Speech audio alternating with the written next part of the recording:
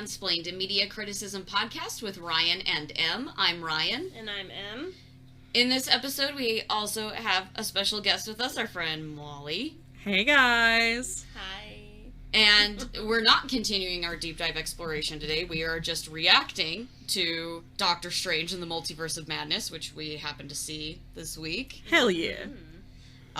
We'll continue our deep dive exploration series much later. Yes. Well, not much later, but later.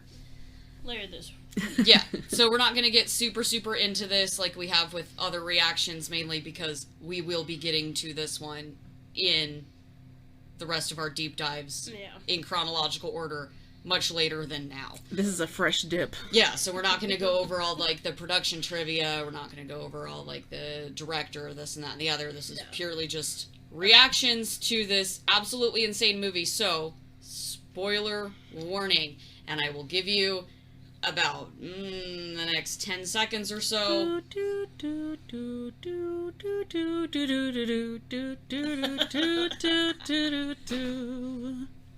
That was nice. That was nice. That was a nice little diddle over there. I realized it was the Jeopardy music, and then that's probably Copyright claim. Yeah, so then I altered it towards the end. Okay, so spoilers are in effect now, and now we are going to talk about the movie that we watched. Yes. Doctor Strange in the Multiverse of Madness. So, what were your expectations going into this movie? My expectations? Yes, your expectations, separate from what you know you got out of it. What were your expectations going into it? My expectations were that I was hoping it would be the horror movie that we were, pumped up for it to be. We were told it was going to be more horror than the first one, and that's why initially when Scott Derrickson exited the project, I was really butthurt about it, I'm not gonna lie. And then when we had Sam Raimi sign on, I was like, man, really? Because I like Sam Raimi, but lately a lot of his horror gets a little too slapsticky for me, so I was like, no, I wanted actual horror, sir. You wanted to just wet your pants. The irony, though, is that his horror has always been kind of slapstick. I mean, yeah. It's always been kind of like that. The Evil Dead less so than, say, Army of Darkness, but Army of Darkness is incredibly just I'm comedy. talking, like, Drag Me to Hell, which has, shit. like, some... Yeah. It has some of it, the horror in that ends up coming off funnier than scary, and I wanted scary.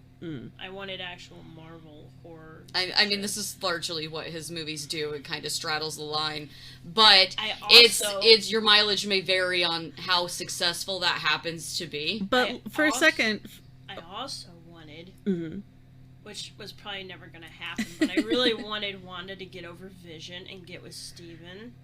Okay. And then she just has magic, non-annoying children with him. That was never going to happen. I know. I feel like this might be worth talking about what we quantify to be horror, because all of the Marvel stuff has always been pretty much either biographical or historic fiction or, sci-fi fantasy or action.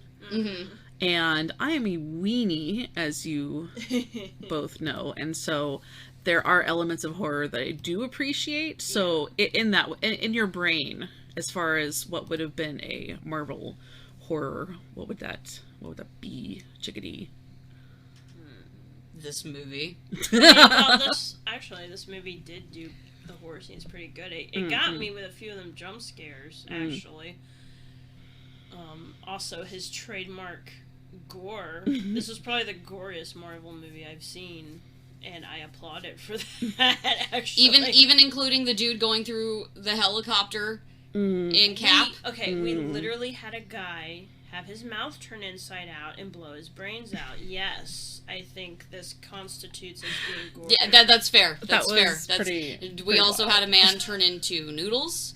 We watched a man get his neck snapped. We watched a woman get Darth Mauled. Even though you didn't see the Darth Mauling of it, which, thank God. It was very upsetting. It was still very obvious what happened. Yeah. How dare you? Yeah. How dare you? Yeah. But I mean, the moments when there were actually a few really good moments. I think what constitutes for horror for me, part of it is the atmosphere. A lot of it is also the visuals. Definitely. The situations, like, we finally got you to watch the 2 Ari Aster movies. Shit. And, like, those situations, they just escalate. Yeah. And, oh my god, this is awful. Why is And this yet, happening? Yes. And yet, I would classify one of them more as what I think you're looking for than the other. Yeah. But you wanted more Hereditary than you did Midsommar. Yeah. Which, I mean, I think we kind of got because they did keep escalating the situation through I the whole agree. movie. I definitely agree. It kept escalating to where I was like, okay, how are they going to actually resolve this? I don't know. I don't know where they can go. That from was here. part of the appeal, though, because, Yeah. I mean, we've, not to say that we've been jaded by all of the movies, but a lot of wonderfully over-the-top fantastical things like time travel and shit with all of the Infinity War business, which was, you know, what? Especially when they can't even keep their own time travel rules consistent. Yeah. But yeah, like this was a situation plot where stuff just gets more and more complicated as you go, because it's then, oh dear, that's a problem. Oh dear, that is a problem. Like, oh my god, what is going on? So many problems. So many problems So for many everybody. problems. Jesus Christ. But ultimately, I think it did deliver pretty well on the horror. I mean, as much as Disney, I'm sure, was going to allow, because they still wanted kids to go see it, which... I still, like, when we came out of the theater and we were doing errands afterward, we heard this, I overheard this little child, it was like 4, maybe, talking to his mom, being like, oh my god, I want to go, well, he didn't say, oh my god. He was like, I want to go see Doctor Strange, and they were walking away. Obviously, didn't say anything because I'm not that person.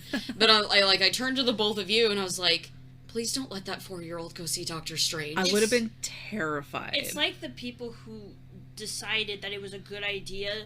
When I went to go see the first Lord of the Rings in theaters, they decided to bring their baby or their toddler with them, and I'm like, why would you do this? Yeah. No, Lord of the Rings, The Fellowship of the Ring is not a kid movie, and frankly, I don't think Multiverse of Madness is one either. It's definitely not even a little bit. Really, like these movies tend to have a reputation as being very kid-friendly. Yeah. I really don't feel like this one is. I feel For like sure. this... Like, a lot of the plot is way too complex. If you haven't explained grief to your kids, this is a heavy one. have fun explaining it afterward, because you're gonna have to. That's all this movie. I mean, a lot of this movie is. It's about grief. It's about, if I had made different decisions, would my life be better? Would it be different? Like, oh, if I had the chance to do that. Yeah, if you're gonna introduce your kids to that in that context, please make them watch It's a Wonderful Life instead. Oh, that's a good one. That's because that's not gonna break your traumatize them in trying to make that same point.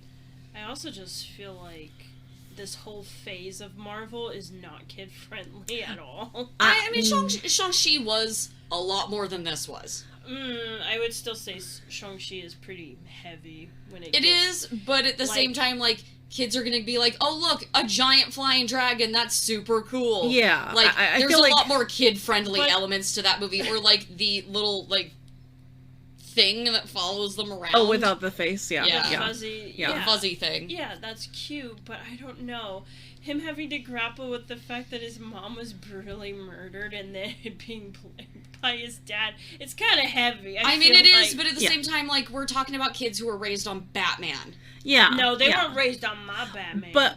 they were not raised on the animated series Batman that didn't actually You know what I mean. You know what I mean, though. No. As far as Parasite goes, though, it was pretty bloodless in Shang-Chi. I mean, it was brutal, full stop. Yeah. But it's just like a bunch of people doing, like, cool martial arts at each other. But Multiverse of Madness offers a lot of... Blood. A lot of blood. Directly, zombies, not like, deeply. Do you want some Evil Dead with your MCU? Yeah. Here you go. Exactly what that was, and I loved it. But I would not recommend. Like, I'm honestly surprised this got a PG-13. I don't expect it to get an R because it's not like Logan and it's not like Deadpool. It doesn't quite cross that line.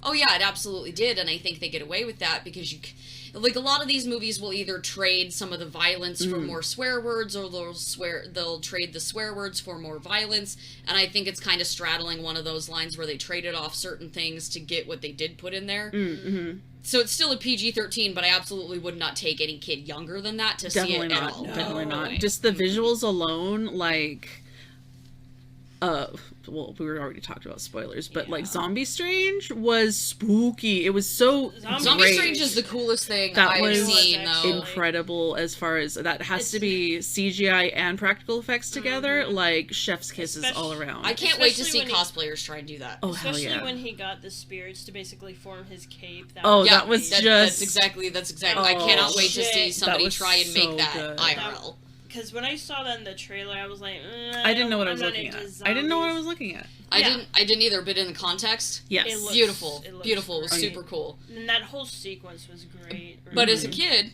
I would have been terrified. Yeah. This movie would have traumatized me a little bit.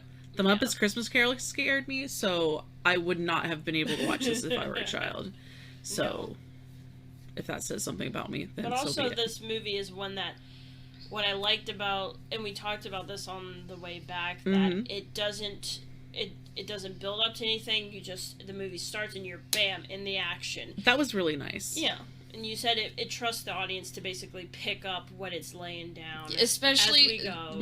which is risky considering how much information and lore it has to juggle to make the story work. Yes. Despite the fact that for the most part we're dealing with like a large cast of new people. Yes. Like, yeah, you have Christine returning, but for the most part she's not the Christine we know. No. You have Wanda returning, sort of. But again, not really the Wanda we know. And she ends up being the fucking antagonist. Like, she's scary. No, I loved Wanda in this. They gave her more development than 4 films and 9 episodes of a TV series. She got, that was my review on Letterboxd, that it gave her more development than all of these other things that she was in. I mean, I don't expect the Avengers movies to do so. Like, it worked for Nat only sort of, and like a lot of our complaints about the Avengers movies are how little development they give Natasha. Yes. And you know that. The women get personally. And they gave even less development to Wanda. Yeah, because you can only focus on one girl at a time when you're Joss Whedon. I said it. I mean, he can barely write all the guys consistently. I said it. He doesn't even do that, so no. There's so many shots fired here. I mean, our audience, if they listen to anything at all, know how little we regard Joss Whedon. Yeah. So it's fair. Yeah, it's fair. But, no, historically, Wanda has not had a great amount of development. They kind of set up a Vision as this... I mean, we'll get to this next week, because we will literally be doing Age of Ultron next week. Whee! And I've only ever seen it once, because I disliked it that much. I've unfortunately seen it. I saw it quite a bit, mostly just because... I think this will be my 3rd time watching it. I wanted to enjoy it, but there's just so much about it that I don't. And anyway, like, they basically set up Vision to be this linchpin for her character from the get-go without any development. Yeah. And then every time you see her, they're still hammering this thing home that they haven't developed. So, like, her whole fight with him in Civil War doesn't really pack a punch, because... why does she care about him? I don't know. He doesn't have a character, and neither does she. What I liked about what this movie did is that it really hammered home, I think, what WandaVision was trying to do, and failed spectacularly at showing. Yeah, because I feel like so much of WandaVision just... She clearly has attachment issues to the point to where, it's incredibly toxic and codependent, which can be interesting to explore in a character. Yeah. But they explored that better in this 2-hour-long movie than they did in a 9-episode show. I'm gonna be real honest about this right now.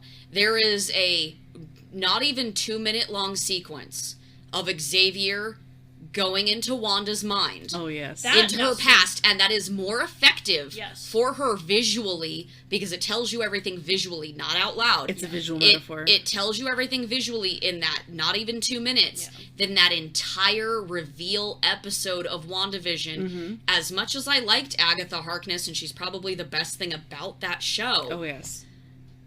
That episode is not near as effective as that, 2 seconds of him going in there and them showing us the bomb, her hiding in, rubble. her hiding. She's trapped in the rubble.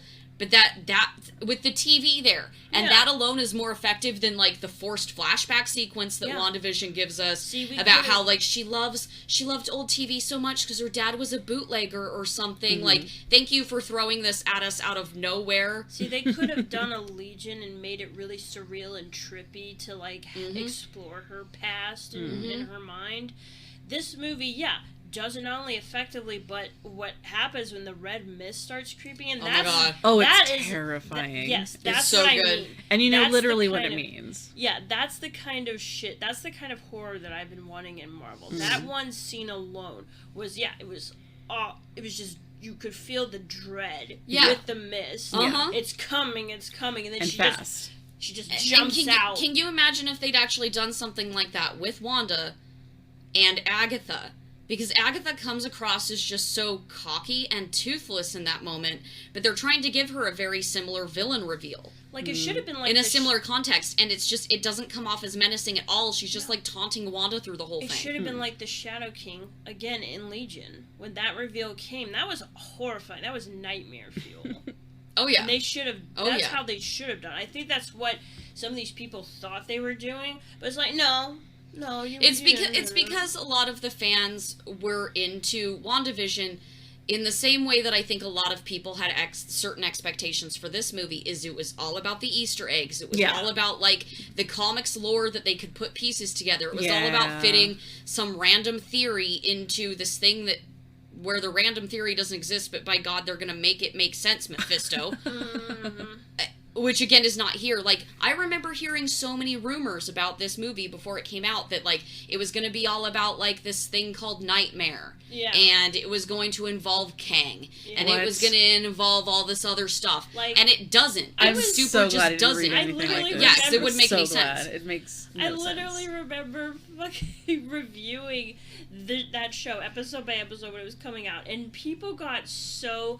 up my ass about not liking it and pointing out how bad the writing was, how bad the characterization was. But we referenced a Hydra thing that happened a couple movies ago, and it's so funny. And then guess what? The last episode happens, and not a single word from anybody about nothing. Well, also, it's kind of funny. Yeah, it's like I was right the whole time.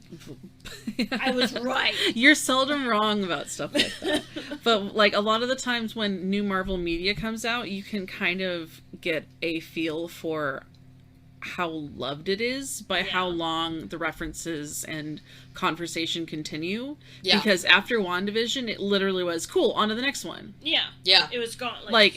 After the hype and after it was over, it was like, okay, I've digested it. It is completely gone. You like, kind of, you kind of hear references here and there, but for the most part, not much. As soon as all the fan theories like fell away or fell through because they didn't happen, it was like nobody talked about it. But we still hear about Loki all the time. We still hear about Loki. We still hear about Loki. Despite the fact that we didn't even like that finale. We have some rumblings about Hawkeye. Yeah. It's yes and no. Hawkeye's one of those. I don't know. Like, I think we'll know it's better in context. But, yeah, but I mean, but there's rumblings. Yeah, there's rumblings. People are still. WandaVision is no Daredevil, and again, we're not going to get to that until we get to Daredevil. But it's. That is, I did. We finally watched it, and we're gonna do it. Yes. But the thing with that is like you still hear about that. People still go on and on and on and on and on about Daredevil, and how it shouldn't have been canceled, and how they still want a season 4. Like regardless of how warranted it is and how we feel about that, regardless. Okay. Your point was the way we hear about it afterward. Oh yes, right. Yes. That's how you that is one you hear about and have heard about consistently, season to season, and since it ended. What did it do? Did WandaVision come anywhere near that? No. They definitely used some of it in this movie. I was actually really impressed with the fact that they used so much of that for Wanda's characterization, but at the same time, like, aside from like an offhand line about having to like kill the person she loved, even though I question about whether or not he was a man, Wanda, but okay. Aside from an offhand line, everything is about her kids, Yeah. not Vision. Yeah. Which makes it very different from WandaVision, where they made everything about Vision and not the kids that showed up. And you'd think if the whole linchpin in all of this was her kids, they would have hammered that home a little harder in the show, not Vision. Not only that, but they are the most annoying children. I was really hoping they were going to recast them or make them a little older, because I really don't know how they're going to fit them into the very clear young Avengers that they're setting up. Like, they're not precocious, they're not endearing, they're just annoying kids. Like, very annoying. they're trying, and that's fine. I don't want to drag kid actors, whatever. Because it could be the way that they write those kids. I don't know. That could be. I just don't really like the Billy and Tommy that we've been given. No. And I don't really get... Again, but this is part of WandaVision's fault, is that it didn't really convince me that her whole life was these kids. Yeah. The movie tried damn hard, but when you're building up off of a show that didn't quite successfully make that point, it's hard to really drive it home. Like, it does its best, and I buy it in that context. Sure.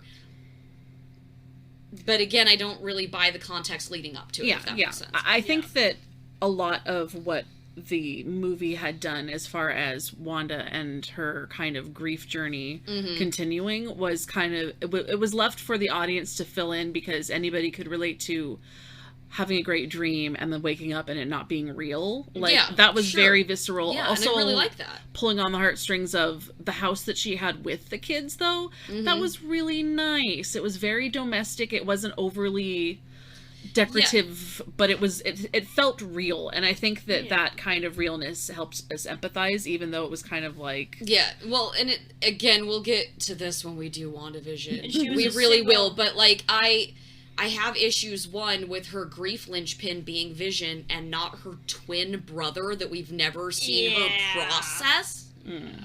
And instead, the show just kind of pokes fun at that part of it. That sucks. Because they bring in the other X-Men Pietro instead of their universe Pietro, and it's literally just there to be a joke. So it's like, she's not processing that. She's not processing Vision at all. We're really not depicting grief in a great way until one episode, and you give us a really, really trite line that really isn't that healthy from a mental health perspective. Because a lot of us really don't love the whole grief persevering line. But I did appreciate that this film made it about what it was supposed to be about.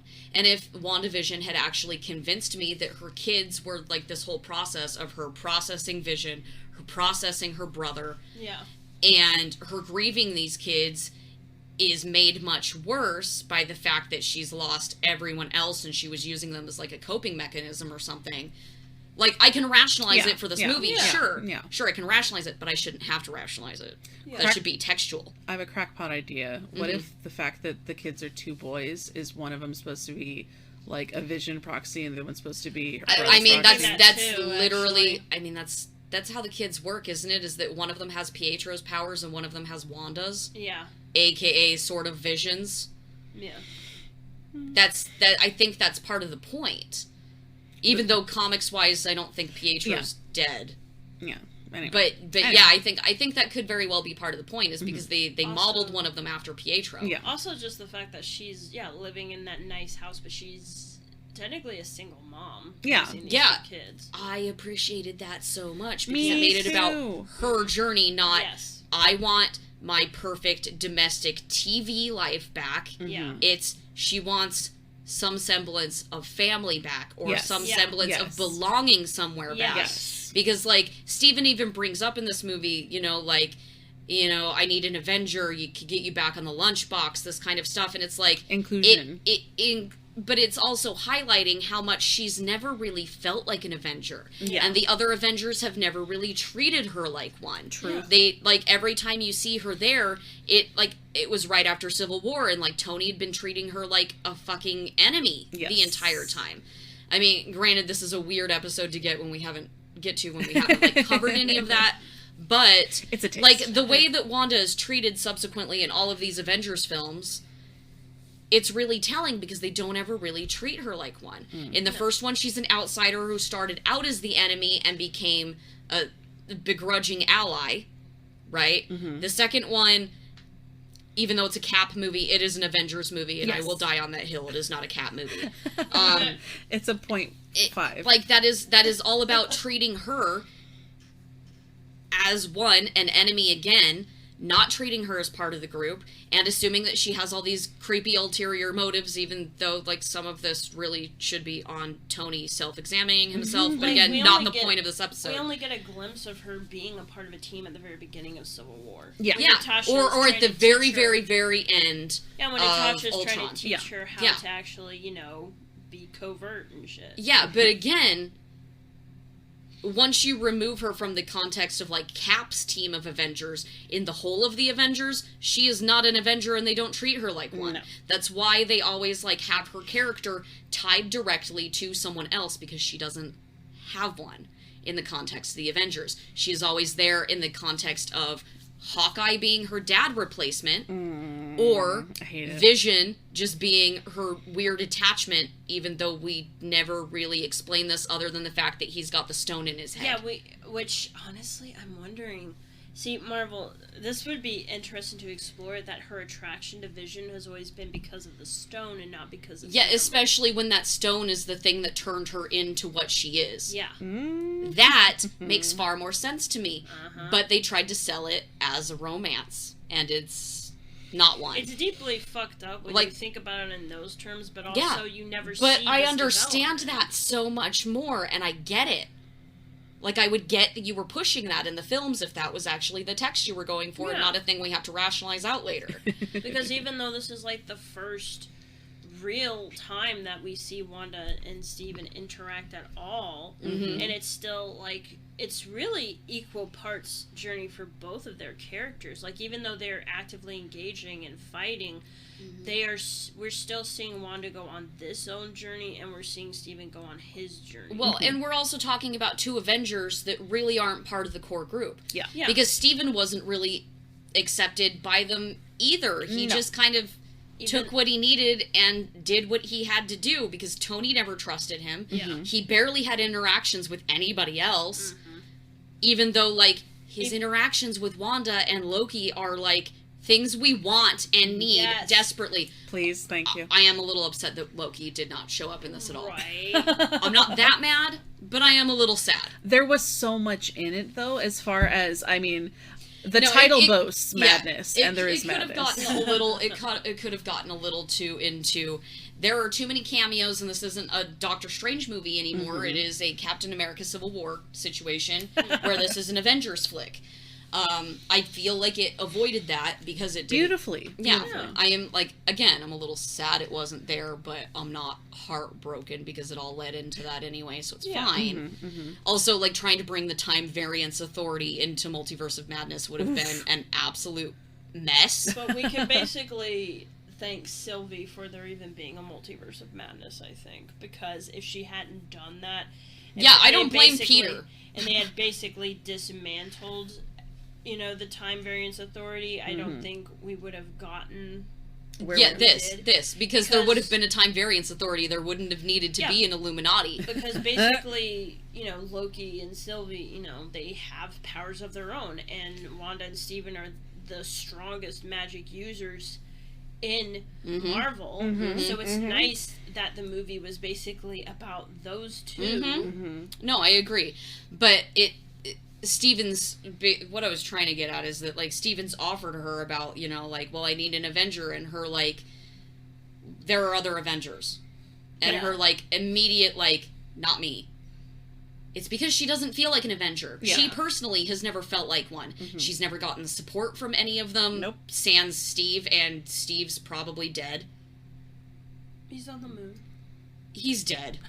Wow. He's old. They did this. That's what they did. They went for the fan servicey thing. So I don't think Steve is living anymore. He was very old. He's at best retired, and God only knows what happened to him. He's on the moon. Damn it. He's golfing. Sure, fine. He's on the moon with Magneto then. Yes. Golfing. Sure. But like, the only people that she had actual connections with in the Avengers, aka Steve and maybe Nat, aren't there, and Clint's off doing his own shit. Yeah. And he's not, like, he had more of a connection to her brother, not her. Yeah. And ever since he went off and did his, like, 5-year I'm killing a bunch of POC thing... That's different. He's not the same dude. Not at all. I mean, he's not the same dude. He's too busy with his family. Oh, he's not in the middle of Wanda's shit. He's taking care of another young brunette. But also deep another cut. thing that I wish they had hammered in a little bit if they were going to bring it up is the fact that they have Maria, because that's the mom, right? I always get the two names mixed up, Maria and Monica. Maria is the mom? Yeah. They have Maria as Captain Marvel in this movie. Oof, Wanda so good. just came from a Westview where Maria's daughter had superpowers and became a superhero. We're just gonna breeze right over this connection. Yeah. Okay. She's on a mission. She's a woman on a mission. I mean, I know she is, and the movie would be weird to just move around that. And I appreciate it being Maria and not Monica, because that would not make a lot of sense. Well, also that would hurt more. I mean, it hurts already, but no, I appreciated that it was Maria, and Maria was the one taking Carol's journey in that universe, and it made sense. It makes sense. I appreciate it. Yeah. Fine. Also, like how she was, actively involved on Earth. Yeah, I like that. Yeah, Carol. The fuck? She was an Earth-based Captain But Marvel. only because Steven had fucked up a bunch of stuff. Which, let me just say, let me go on my Steven tangent since we've made most of this about Wanda. There we go. I thought, of course, Benedict Cumberbatch was great in this. He gets a fucking third eye at some point, and I think it looks janky and unfinished. I don't like it, but I really liked getting to see all of his other alternate versions. He had his own Spider-Man No Way Home moment. And I like that we got to see the old haggard, oh god, I fucked up everything, Steven. I like that we got to see Defender Steven, which, he was pretty hot. I didn't also like... kind of a jerk, but I didn't like that he was a jerk, but I did like his look. I wish he hadn't been a jerk. That's the ponytail one, right? Yes. And I liked his relationship with Mordo, and how he actually pinpointed our relationship really isn't that different. Yeah. It's still not. You may not be the bad guy here. It's antagonistic. But we still don't like each other. But we're still competitive.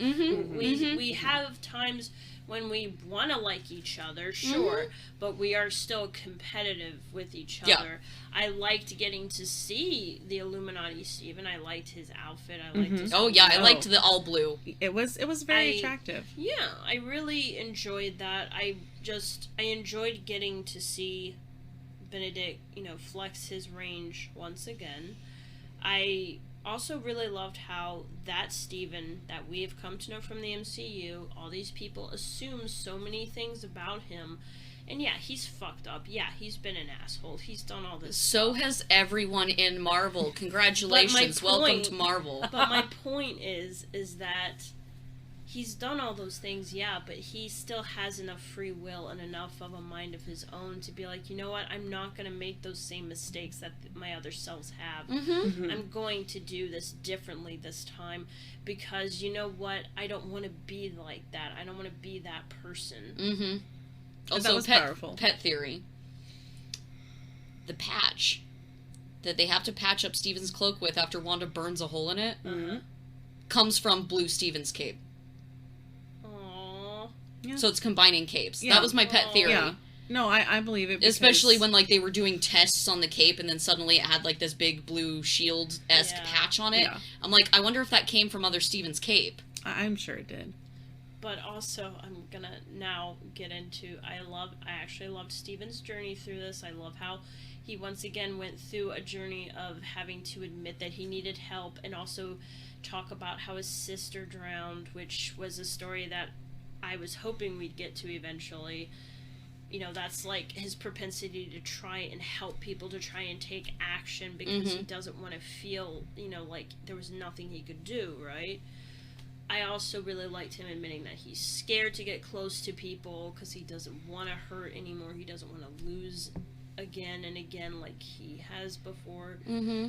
You know, all that shit was great. Like, he got a lot of development the same way Wanda did. They both had, like, their journey into darkness moments, which was great. Mm-hmm. However, Comma.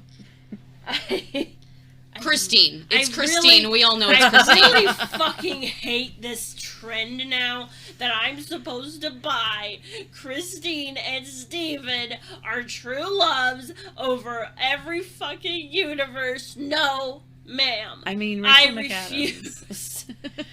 I think they're good as friends. I think at most they were friends with benefits. I think maybe they might have flirted with the idea of having a relationship or realized it wasn't going to work. I think they're better as friends. They have zero chemistry as lovers.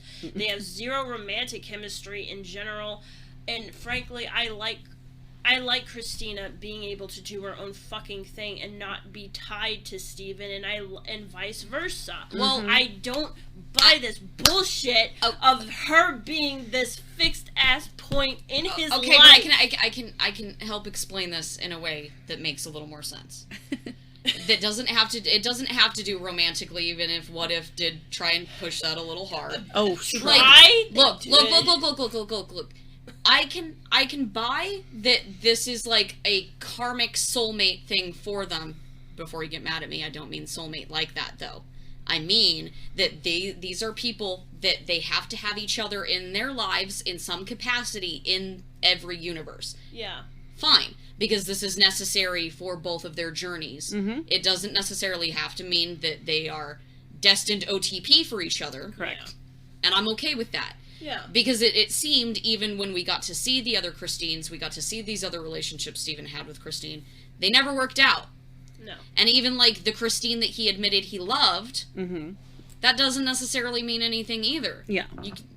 Because she was even like, we never figured that out. All of them were always like, we never figured that out. Just because he can admit that, yes, he is the one who feels like he needs to try and do things by himself all the time, and that doesn't really work out. And that wouldn't work out romantically for anyone either. That's fine. You can admit that wouldn't work out romantically for them. I don't think that... I know that they're trying very simply to explain that it's a romance thing. Yeah. Because that's a simple explanation for it.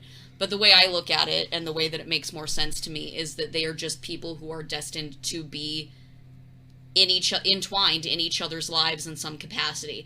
It's kind of like how I look at, like, Jane and Thor. They don't really work romantically either, especially when, like, their lives are always butting heads with each other, right? Mm-hmm. But they are kind of destined to clash against each other in some capacity in order to, you know, like, move each other on their separate paths. Yeah.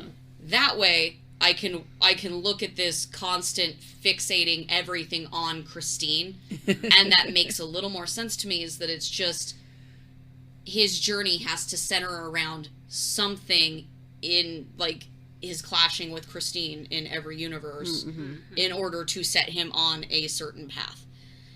Even if that includes one universe where it does work out between them and he doesn't become Doctor Strange and he misses his destiny entirely. Yeah. Because that is effectively what would happen. Yeah. That's how I buy it. I mean, I don't think, again, I think that's more us extrapolating it to make it make sense. See, if they more had, so than the text being there. See, if they had phrased it like that, yeah, I would be able to accept it better. You know. But also, I think that what's different about Steven as far as being a Marvel character is that a lot of them have kind of fluffy redemption sort of lines, and I like that this is, he knows he fudged really bad. Yeah. He knows full well. And so does Christine, and they're both adults, and they're not, like, clinging to toxic behaviors of looping back just because it felt good, but, like, why not? This is obviously a chance to give another try. They're realistic he really could have pushed that hard at her wedding, too. Yeah. But I feel like that is also illustrated in the fact that the post-credit scene involves Steven's future wife, comics-wise. Yeah. It involves another potential love interest that isn't Christine. Yeah. Gasp. So I don't think that they're actually trying to push it as an OTP, Mm-hmm. as irritating as that What If episode was for you, and I remember so that. Bad. Like, I loved the animation in that. Oh, it was terrific. I loved the animation in that episode. It was gorgeous. I hated the plot of that. I know you did. Thing. I disliked a lot of What If. I disliked it, but I think that it played into the hubris of Steven is if he's such a control person that if he messes something up in some way, Yeah. well, it's fine, I'll just fix it. Yeah. Which is also a problem that keeps circulating in Multiverse of Madness. Yeah. Yeah, there's a problem. I need to fix it. Yeah. He keeps trying to fix it, and then I'm it gonna just go gets find worse. my other me. We're I'm- gonna fix it. Yeah. And it keeps getting worse because Wanda keeps blowing shit up. Well, also, he doesn't realize, too, that the first one who starts all the problems at the very jump of the film is Steven. I mean, to be fair, it's because Wanda's chasing them. It is. But it's just funny because... Yeah, he is the one screwing it up. And Yeah. there is a reason why the Illuminati was like, yeah, no, Steven, we're not worried about Wanda, we're worried about you. Mm-hmm. And then There is they a all- reason for that. And then they all get killed by Wanda. Sucks, but they did the thing, and I'm really upset about it, and I will always be really upset about it. It doesn't matter how many times you play the 90s X-Men theme over the top of Charles Xavier, you killed him again, It was and I'm so really good, upset though. about it, It was and so I'm good, still though. very sad. It was Jeez. pure horror movie death too. I'm so sad. Like, did you Stop. cry? Yes, stop killing Xavier. I can't cope anymore. I know. Because this isn't even him faking deaths, he's just dead. Oh. You introduce X-Men just to murder him. I It can't- was so To effective, be fair, they though. It was introduced the so Fantastic effective. Four Just just for to- Steven to make Yeah. fun of John Krasinski. So Yeah. fine, Yeah. fine. I mean, I And liked we it brought as Reed, we though. brought back Black Bolt just to explode his head. So I mean, I mean, fine, I guess. I did like his Reed at least. Yes. Probably the most effective and in character Reed Richards, actually. Oh no, I really enjoyed him. Actually, I had very I was very. But it's because all the John Krasinski rumors for this, and I spoiled myself for a lot because I looked at a lot of fan theories before I watched this. didn't. I know, because I tried to save you from them. Well, also, I just flat out was like, nah, I want to be surprised. Yeah, but a lot of the theories that Krasinski was going to show up were tied to the Tom Cruise as Iron Man thing, Ew. which I'm glad didn't happen. But also, I hated the idea of because all of these alternate universe people did not use other actors for their alternate universe selves. So to suddenly do that for Tony Stark just because they randomly considered Tom Cruise once, they considered a lot of weird people for a lot of weird roles in a lot of these They movies. sure did. I mean, look at our Guardians of the Galaxy episode. All the people they considered for Peter Quill were absolutely wild. It wouldn't have been the same movie. So, Nope. I don't know why they would have done that and break that kind of lore just to make a meme reference that the fanboys really wanted but doesn't make any sense contextually at all. Yeah. And I never bought that because they were always trying to use the footage of Maria to prove it was Tom Cruise. And I'm like, that is a black woman. Can you not tell that this is a black woman? That Are is you serious? That is also What? Captain Marvel, not Iron Man. Well, Why? if you have all the light shining on it, you can't really tell what the costume is necessarily right at first. But even then, I was like, that is a black person. That isn't Tom Cruise.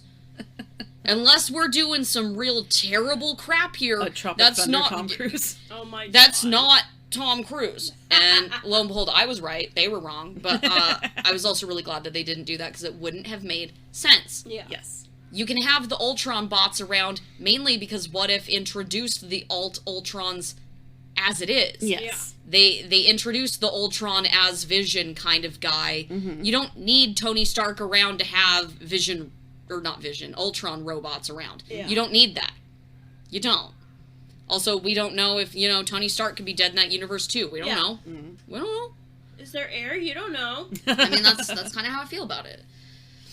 What about, okay, so if it's a horror movie, let's celebrate the final girls. Yes. So that would be Wong Yes. And America. and America. We haven't talked about America yet. America was great, and so was Wong.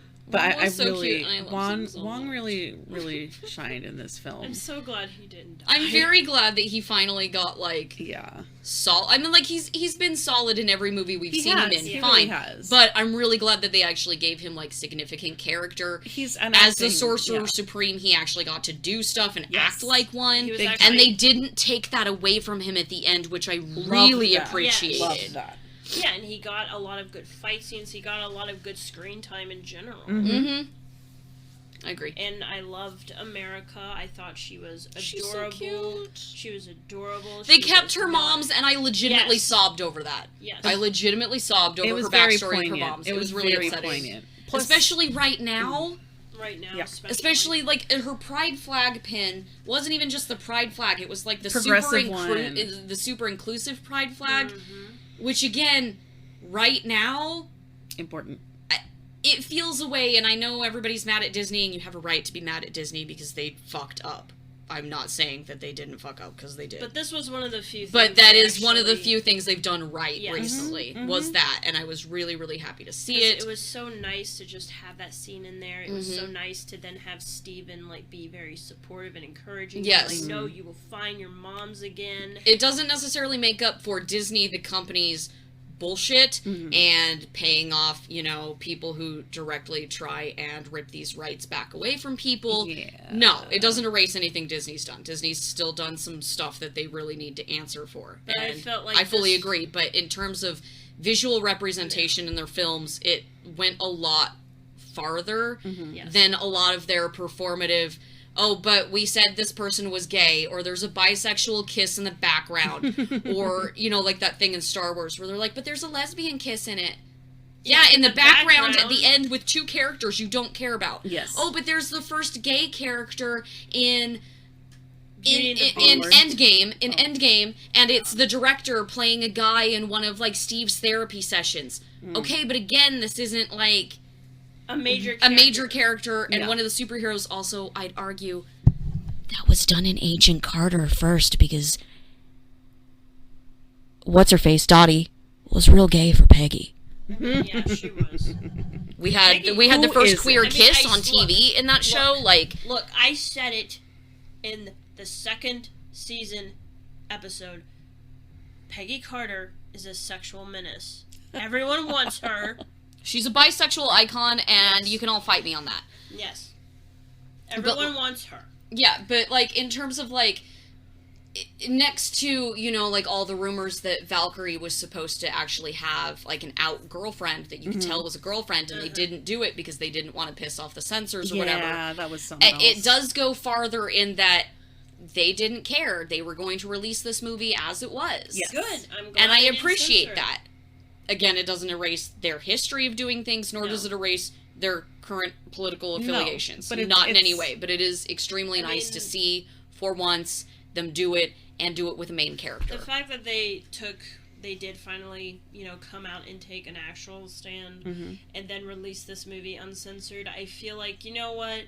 If you keep doing this and just keep going forward like this, It'll be better than yes, Yeah. you have been doing. it'll be Great. far better, and it'll help heal a lot of people who wanted this kind of representation in these movies. I know people want to roll their eyes at the word representation, but it's nice to actually see characters It's- like you on screen. That's Yeah, why. but it's that's also why because- Black Panther was such a big deal. Yeah, but because it's- you finally had a black superhero. Yeah. Well, how about a gay one? Damn it! Yeah. How about an openly bi one? It's because we've been screaming about needing this representation for so long and getting mad every time we're given table scraps at best. Yes. That, yeah, asking for it or applauding it even when it does actually get done well for once. yeah.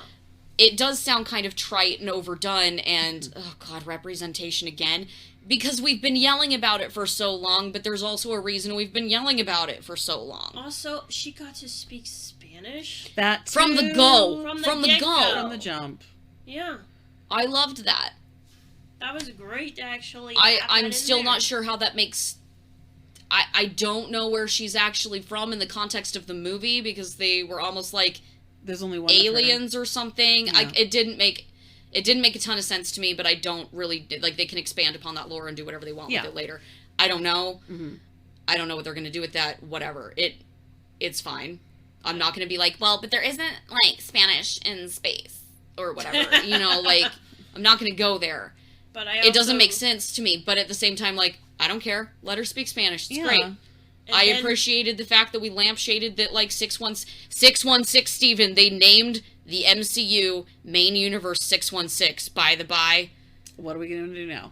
What are we going to do now? I'm not sorry. Well, it's because they're delineating it as the main universe. Right. And that's why they're doing it. And I had a moment over it. Yeah.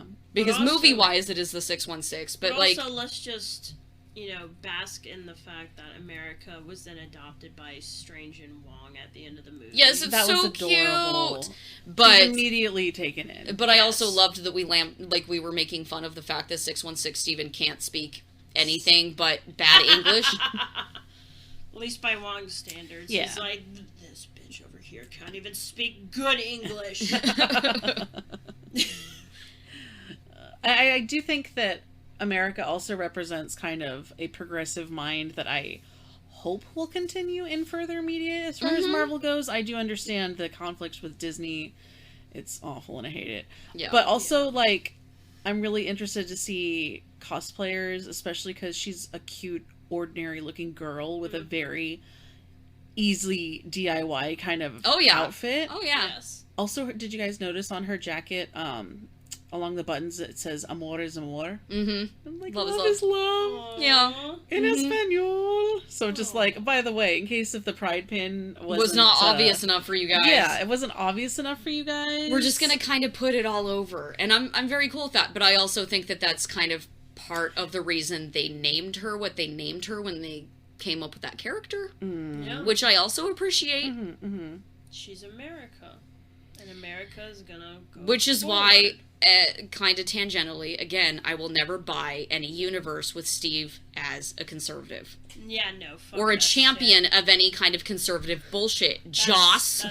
That's bullshit. Because Marvel has always been about pointing out that the characters that are aligned as, like, having, like, America in their name somewhere are always the ones that care so much more about the people around them. Like, I'm... Funny how that works. Like, I'm only gonna be sad about the fact that we won't get Steve and America interacting. You don't know that. Maybe not in... There's a multiverse. You don't know that. This universe. That's true.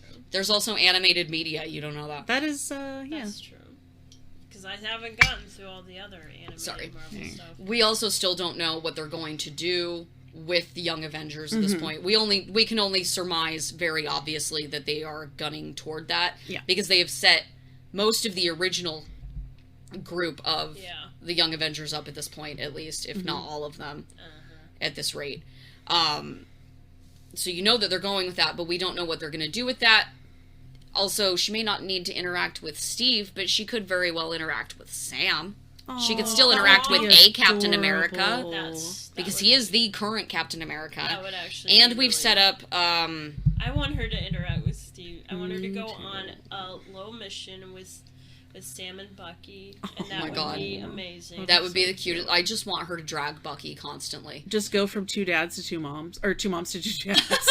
Well, I mean, she already has 2 dads. Yeah. She's just gonna have like a whole sea of 2 dads. She's just gonna collect parental figures. Yes. Yes. Yes. I'm okay with this. Me too. She can be the new Jubilee. Aww, I love it. Instead of Logan, acquiring adopted children all over the place, America just acquires adopted parents. Yes. All over the place. In a variety of mixtures. Yes. Because that's what she does. I'm okay with it. She brings everybody together. Yeah, I'm okay with it. I also really like that she was the one who basically resolved a lot of Wanda's bullshit. And just basically, okay, fine, I'll give you what you want. And then Wanda finally sees, oh, that was so powerful. Oh my god. That was so powerful. It was really good. Yeah, she finally understood that, okay, maybe you get what you want, but is that what your kids want? Is that what the other you wants? Because she even Because told her. you may not be ruining your life, but you're ruining the other U's life, and that's fucked up, man. Like, she even tried to tell Wanda that, like, your children would never want you to do this. I think she absolutely needed to see it for herself, not just be told that, because she wasn't going to accept it in any other way. Well, she wasn't ready. Nope. Yeah, she wasn't going to accept it in any other way, and, like, that's notable because every other time she was spending time with her kids, she was possessing one of those Wandas. She wasn't, like, just showing up out of the blue, saying, like, hey, I'm actually your mom, bye. And looking at her crazy Scarlet Witch garb, which scared the shit out of them, rightfully so. Like, her blackened fingertips, all the crazy dark rings around her eyes. It's like, yeah, Wanda, you're looking kind of... I also don't think she's dead.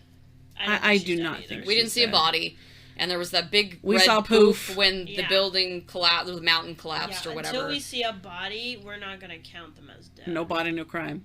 Yeah, exactly. We'll see if they continue anything with her, or if they continue developing any part of her character after this. We'll see what happens. But yeah, I don't think we've seen the last of her at all. No. Well, Steven's going to return. We know. Yes. They did say that. Yeah. Oh, I mean, he has to, because now we've introduced Charlize Theron. Hot. Who plays 𝗦𝗢𝗥𝗦, the sorceress, who in the comics does become his wife, and she is related to Dormammu. But all of my Step On Me moms are now in Marvel. I even said this in the theater. It's like, all my Step On Me moms are in Marvel now, between Charlize and Cate Blanchett and Haley Atwell. Like, damn. Oops, all Marvels.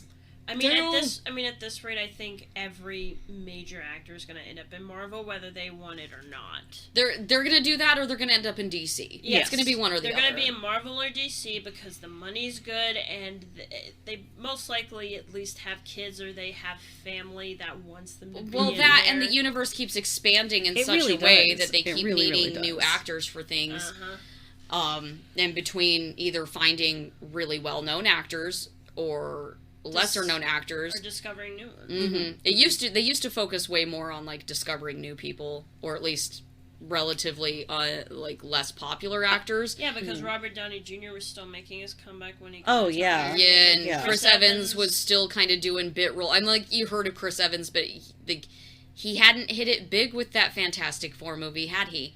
And he was doing more indie films too, and it was like Captain America was truly his breakout. Yeah.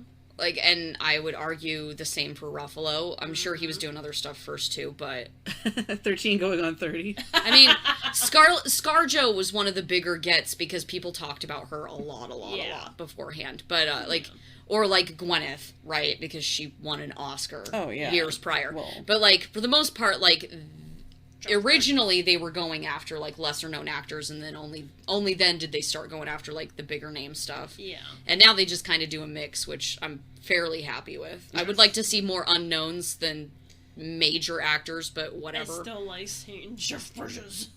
Yes. Again, I would still like to see more unknowns than here's a Harry Styles cameo. But it is what it is. Yes. But I don't think I've seen America's actress in anything. I had to look up. No, she's a relatively new actor as well. Good. Also, she's got an unabashed Latina name. It's Sochi. Ooh. Xochitl. Good. Oh, is that how you say that? We love to see it. I had to make sure because I wasn't positive. So but I was like, Sochi. So between her and Oscar Isaac's killer run, because that is not at all how I've heard anybody say it. Well, that's how Google's told me to say I appreciate that, because that's not how I've heard anybody say it. Everybody's saying it wrong then. Good. Between this and Oscar Isaac's killer run on Moon Knight. Well, it looks like we're finally gonna get, actual... I mean, you could say the L at the end. It's either Sochi or Sochil. Okay, that makes sense. Yeah. But, yeah, sorry. I appreciate that. No, I appreciate that, because I would have butchered saying her name. It's all good. I can't say anybody's name. We've established this on this podcast to this rate. I'm just glad we're getting actual Latina people. Yeah, I agree. Yeah, I agree. It's nice. It's like with Shang-Chi and actually getting a lot of Asian actors involved. And yes, for the record, Ben Kingsley is actually Asian because he is from he was born in Britain, but his family is from India, which is a part of Asia. Yeah. You're welcome. He was also Gandhi, wasn't he? He played Gandhi, for fuck's sake. He won the Oscar for There that. are so many people that think he's white, though, because he's white passing, playing, like, this, like, very, like, white Brit. He played... But he's not. Yeah, I know, but people who don't know that context have largely assumed this since Iron Man 3. Also, look up his original name that he was born with. It's incredibly Indian. Yeah. Oh, I know, and I agree. We've had this conversation about Ben Kingsley before. I know. I was so enraged by it because I've known about this for years. And I'm like, you guys clearly need to be educated in film. This is why we don't want to be those Marvel fans that people look at and go, will you watch anything but Marvel movies, please God? We do. Or the people who tend to look at social politics and only equate it to Harry Potter. I feel like... Which is even more oofda now, but it was still pretty oofda then. Yeah, I feel like I watch a shit ton of Marvel, but I've also watched a shit ton of a lot of other stuff, too. It enriches the universe in a big way. It does. Because, I think that to Benedict Cumberbatch's acting, like, I did see Sherlock. Yes. And while I did enjoy Doctor Strange, and I have enjoyed him in any other of the Marvel things, I think that this one is the one where he shows a lot of emotional range. I mean, in Doctor Strange, we only get a little bit of suffering and then smugness and then hero, which is fine. It's better than fine. It makes the movie. But I think because he's zombified, and then he's one universe strange, and then he's another universe strange, and then he's the bad guy. And then he's done flipped up, and then talking to himself about traumatic childhood memory. That was some pretty good deep cut brief moments. We also see him cry because he knows how much he has fucked up. That too. I was like, yes, your tears. We all love seeing him cry. It's great. Cry, Steven. I mean, he's the one who can brag that he can cry on cue. So good for him. We're at about an hour, so I'm gonna. We didn't talk about the music. The music, though, okay, we'll go on about the music and then I'll wrap this up. But the music, best music I've heard in a Marvel film in a very, very, very long time. And I'm not talking chronologically where, like, we kind of get bored through phase 2 or whatever. Because a lot of it is pretty meh, unless it's James Gunn inserting his own, like, mixtape.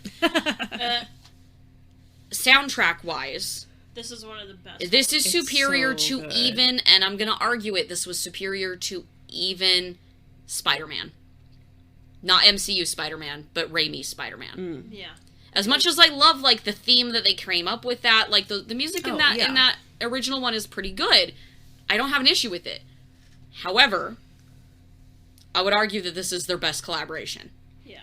It's stunning. You can hear the Elfman in it, but even then, it was just... It was a surprise. It was surprising. It was stunning. It was like Elfman fully channeling Dune Hans Zimmer. Yeah. I believe that. Because there was a lot of experimental sound. This was his Dune. There was big-time experimental sound. Was. If this one doesn't get a nom for at least soundtrack, because I know the Academy hates movies like this. I know they do. They hate horror and they hate superhero movies. Fine. But if it doesn't even get a nom for music, I will be a little upset. I will be a little upset. Like, I don't expect it to get a whole lot else other than maybe visual effects, which it also kind of deserves. Oh, yeah. Dazzling. But... Because I know what to expect. It's the Academy. I don't expect a whole lot. But if they don't even, like, nod at Elfman's work on the music, I will be upset. Because it was actually, like, good. It was memorable. It popped at the right moments. There's a whole musical battle in the middle of the movie. It was incredible. That was what stuck out in my mind so much. It was like we had a whole Fantasia moment, throwing musical notes at each other. We did have a Fantasia moment. It was stunning. With the sound mixing, with the orchestration, even though it was everything picking and choosing, was so it good. Was just so great. I really feel like this is like, I mean, I've listened to a lot of Danny Elfman soundtracks. I mean, we all have. We grew up on Danny Elfman. We're all 90s kids. Like, I've been surprised when he did Chicago. I really loved Nightmare Before Christmas. I've loved a lot of his soundtracks, and I'm always surprised when he shows so much range because, of course, we know him from Batman and we know him from other Beetlejuice, stuff. Lots of Tim Yeah. Burton. Yeah, But very this- classically, this sounds like a Tim Burton movies. But this, In the best kind of way, though. This really feels like the most range he has shown because he had to do all these different themes, incorporate the different themes, but make them his own, and then expand on them with everything else. Danny Elfman saw Dune and went, I'm winning this next year. Fight me. That is what happened. Step aside, they were Hans even Zimmer. talking about how, like, they were going to be sound mixing on the soundtrack until they could not, and they had to premiere the movie. Yeah. Wow. Wow. Like, they were like, we are going to be tweaking this until we literally cannot anymore. I can because tell. they were so, like... And that's why I give, like, some of the visuals, especially when it comes to, like, Steven's third eye, which kind of does look a little weird. I'll give it a pass when they're, like, so detailed in other ways. No, but, like, that's the only one I have a problem with. I loved the visual effects in every other Yeah, way. the third eye did look a little weird. The third eye was just the only thing I did not like. Is it because his forehead is small? No, it's just because It's because it looks weird. Well, and I mean, we even talked about this, is I feel like you can kind of tell that it's nothing but CGI. Yeah. And it's one of those where, like, I know Raimi can do weird, like, prosthetic things like that. Yeah. So I feel like if they made, like, a prosthetic of that third eye and then CGI'd over the top of it, It and probably made it a would've been mix, better. it would have It's- looked a little more natural. It's the fact that, to me, it looks like one of those photoshopped memes that's done purely for, funsies on Yeah, it does. Reddit or Twitter, and be like, you up in the morning at 3 a.m. be like, fucking eye in your- Wide awake. Okay. Yeah. So I am going to wrap this up now. Okay. I am going to wrap it up. We got to talk about the music and everything. So, did the movie meet your expectations? Yes. Yes. Yes, it did. No? Yes. No. I didn't have any expectations, so yeah. So yes. Okay. And it exceeded mine, thank God, because a lot of the rumors I didn't want. So it's a good for us, but we're not gonna like rate it until we actually like deep dive it Yeah. in context. So that said, thank you for listening to this reaction episode of FANSPLAINED. If you enjoy what we do, consider donating on Ko-fi. Everything we make goes right back into the production quality of the show. We appreciate all of our subscribers and everything you do, and we're thankful for anything from Hulk smashing that like button to your questions and comments on each episode, and especially sharing the show with your friends. This is typically a weekly media criticism and deep dive podcast. We know that we are behind on certain episodes. We're aware. We're working on it. We're in the multiverse. We are in the... We will be caught up within the next couple of days. Yeah. Yeah, we'll be caught up. So, we have the script-ish done for Guardians 2. Then we will be getting our notes put together for Daredevil. Hell yeah. We'll be doing that this week, releasing those on time-ish, or at least catching up so that we're on time. And then doing Age of Ultron next week, and it will be the only one we're doing next week. No reactions, no extra TV stuff. Good. Nothing. Just Age of Ultron. And we'll need that time to recover from it. Yeah, absolutely. So, you can find our updates here on YouTube as well as on Twitter and Ko-fi at FANSPLAINED. If you want more of our conversations on the MCU and other fandoms, subscribe to our channel and hit the bell for new episode notifications. So until next time, Salt Shakers, this has been Ryan. And M. And Molly. With the FANSPLAINED podcast, and we will see you next episode. Bye.